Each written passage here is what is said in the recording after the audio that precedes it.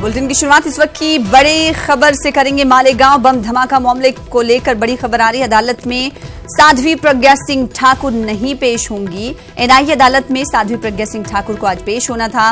प्रज्ञा के वकील के मुताबिक मध्य प्रदेश के अस्पताल में साध्वी प्रज्ञा सिंह दाखिल हैं। उनकी तबीयत नासाज है। खराब तबीयत की वजह से आज अदालत में पेश नहीं हो पाई। सुनवाई के वक्त अदालत का क्या कुछ रुख होगा ये देखना होगा। तो इस वक्त की बड़ी खबर आपको बता रहे हैं। मालेगांव बम धमाका मामले को लेकर आज अदालत में पेशी थी।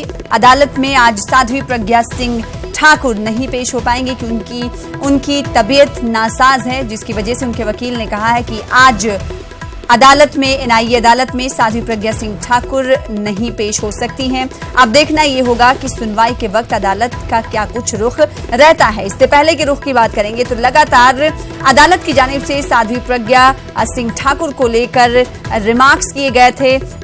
कड़ा तबसरा करते हुए कहा गया था कि अब अगर जितने मुलजिमीन बनाए गए हैं मालेगांव धमाका मामले में, वो सभी को पेश होना है अदालत में।